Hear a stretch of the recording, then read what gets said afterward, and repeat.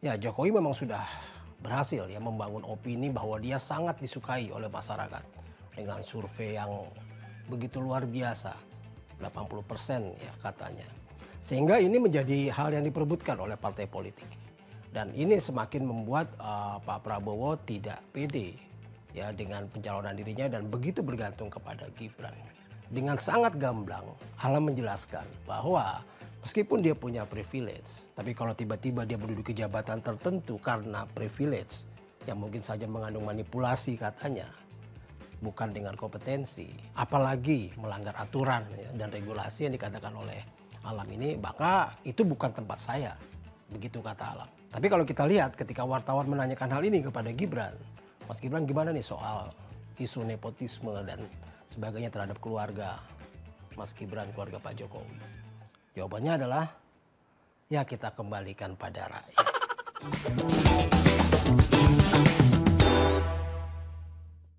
Halo, jumpa lagi di Open Your Mind. Nah, kita benar-benar harus angkat gelas sekarang karena sudah resmi Mas Gibran dan Pak Prabowo berdampingan. Dan kita sudah sama-sama melihat pidato pertama Mas Gibran kemarin pada saat deklarasi. Ada beberapa hal yang menarik sih sebenarnya yang saya perhatikan pada saat pidato yang kemarin. Yang pertama adalah frase kata-kata Gibran ya tentang tenang Pak Prabowo, tenang Pak Prabowo, saya sudah di sini. Nah, frase ini pasti akan menarik bagi semua orang karena ini artinya bisa jadi multitafsir. Saya ketika mendengar Mas Gibran mengucapkan ini, saya melihat kok seperti ada kelegaan di wajah Mas Gibran dan Pak Prabowo. Entah kenapa ya. Seolah-olah apa yang sudah mereka perjuangkan selama ini, yang sudah mereka rencanakan, mereka niatkan begitu kuat, akhirnya terjadi juga, yaitu berdampingan.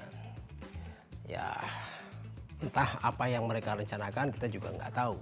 Tapi kata-kata ini seolah menyiratkan bahwa memang sudah sejak lama mereka merencanakan soal pendampingan mereka berdua ini.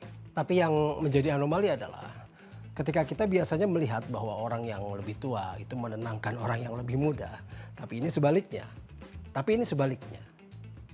Mas Gibran yang berusia 36 tahun justru menenangkan Pak Prabowo yang umurnya 2 kali lipat lebih daripada dia.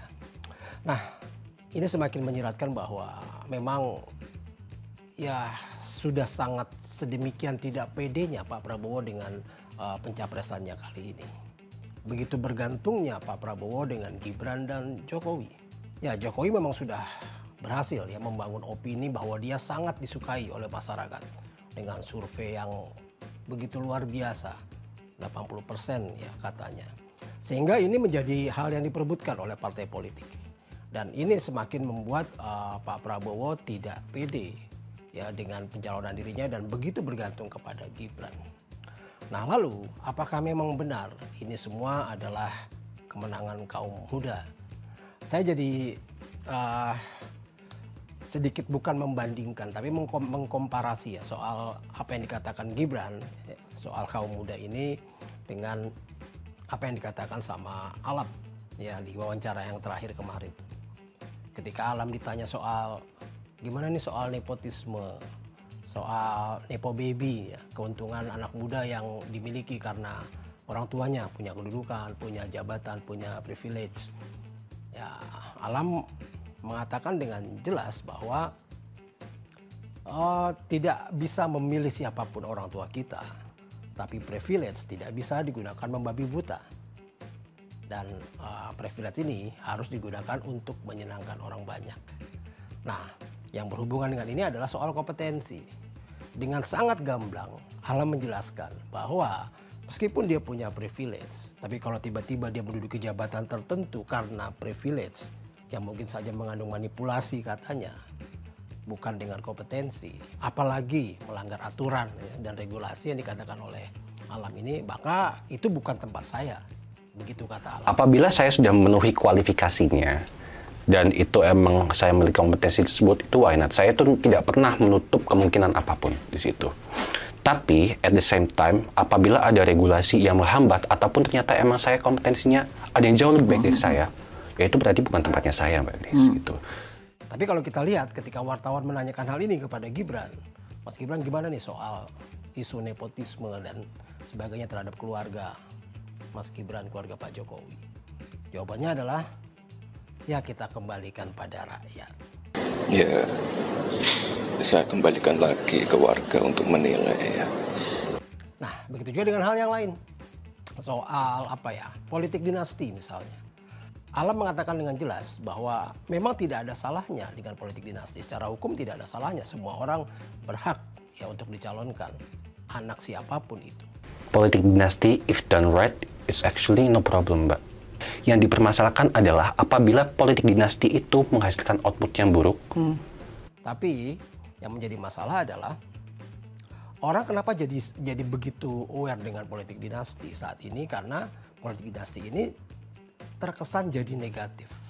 Padahal seperti yang dibilang sama Alam juga, bahwa kita nggak mempermasalahkan soal politik dinastinya John F. Kennedy. Karena masing-masing dari mereka, 3 orang kakak beradik ini memang punya kompetensi yang luar biasa. Kennedy sebagai presiden, lalu ada Ronald sebagai jaksa dan adiknya Edward sebagai gubernur. Mereka sangat berkompeten dan memang sangat disukai oleh masyarakat dan para pemilihnya. Ketika politik dinasti ini menjadi buruk adalah ketika hal ini, ya kekhususan nepotisme ini digunakan untuk print out yang buruk. Ini yang dikatakan oleh Alam. Apa yang dijawab oleh Pak Jokowi ketika ada wartawan menanyakan soal ini? Ya sama seperti Gibran. Kita kembalikan pada rakyat. Entahlah kenapa mereka tidak punya definisi yang jelas tentang dua hal ini.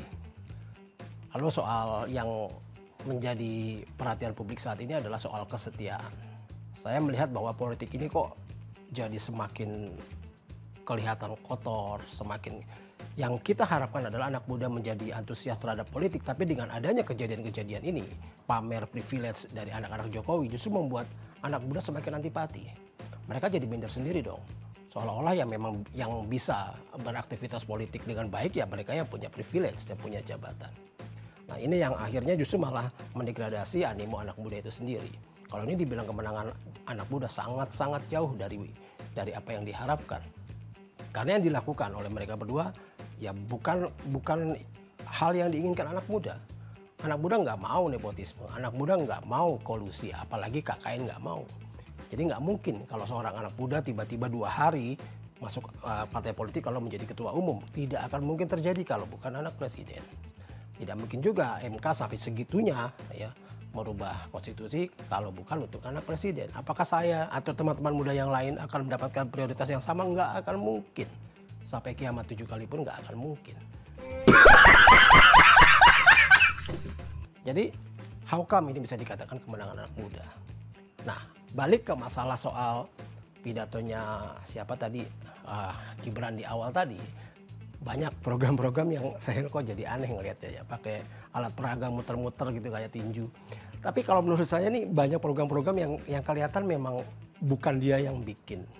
Ya seperti misalnya lah soal dana abadi pesantren, soal KIS lansia yang langsung jelas ada jawabannya oleh Ibu Sri Mulyani bahwa ini memang sudah ada di APBN.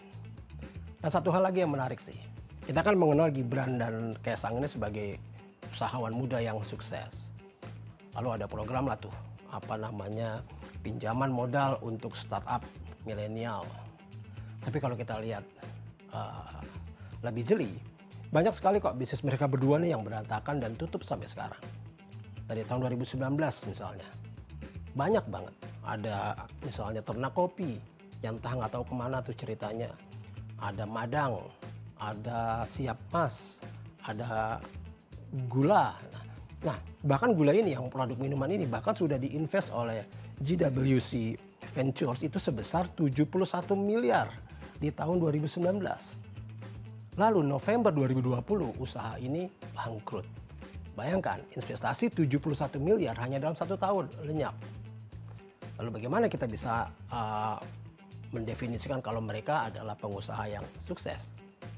Kalau bukan anak presiden. Ya, jadi selamat bagi anak-anak presiden dan selamat berjuang lebih keras bagi kita rakyat jelata. Salam and open your mind.